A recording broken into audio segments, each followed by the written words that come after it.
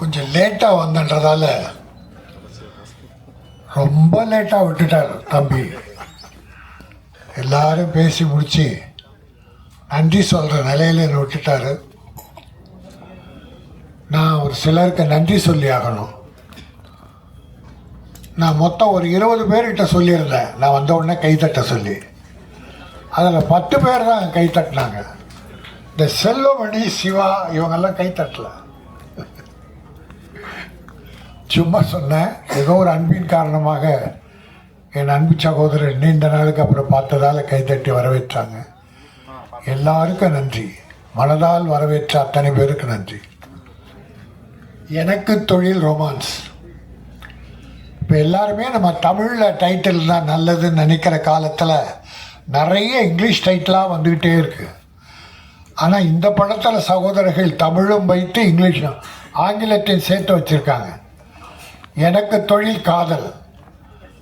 காதல் ரொமான்ஸ்னால் காதல் எல்லாம் காதலை விட அடுத்தபடியாக ரொமான்ஸ்னா டைரக்டர் சார் காதல் தானே?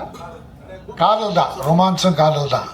எனக்கு தொழில் காதல் இப்போது ஒரு ஸ்டைலாக இருக்குது, நல்லா இருக்குது.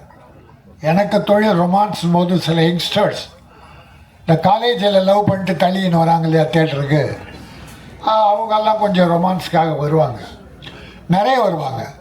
எனக்கு இந்த பார்க்கும்போது நான் ரொம்ப நல்லா இருக்குன்னு சொன்னாங்க.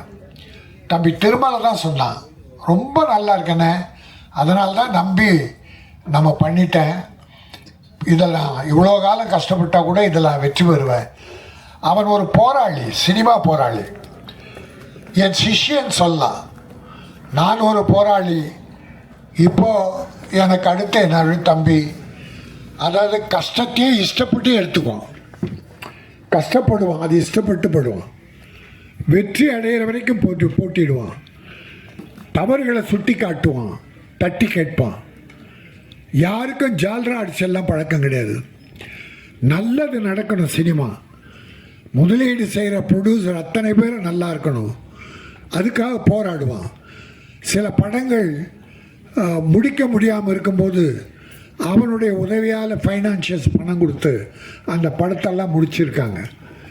ஆக அப்படி ஒரு நல்ல மனம் படைத்த அருமை தம்பி திருமலை இன்றைக்கு இந்த படத்தை எடுத்து செய்கிறான் ப்ரொடியூசர்னால் முதல்ல மகிழ்ச்சி. பல பேர் அடைந்தாலும் நான் மிகப்பெரிய மகிழ்ச்சி அடைகிறேன்.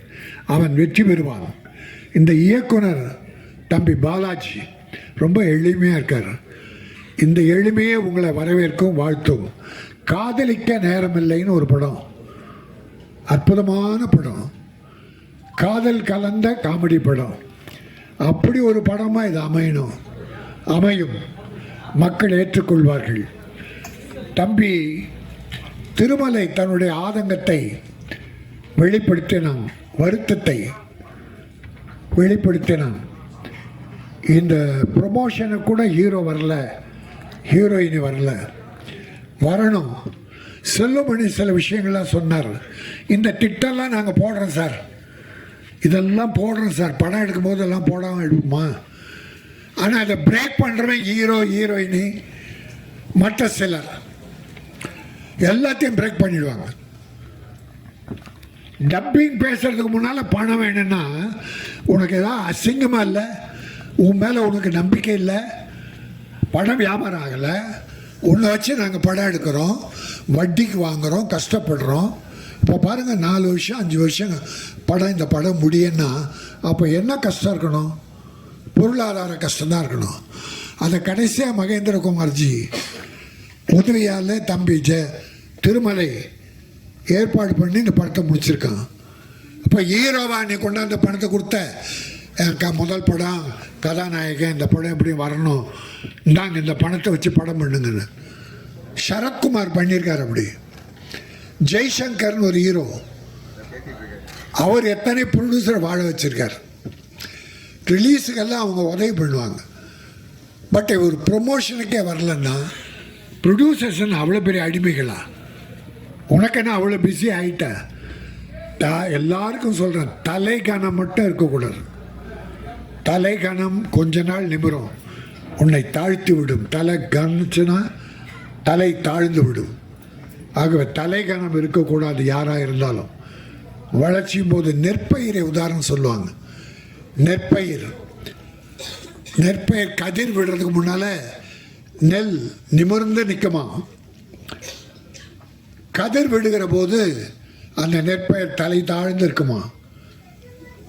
அது அறிவின் முதிர்ச்சி. அதுபோல வளர புகழ் வளர வளர அமைதியும் தன்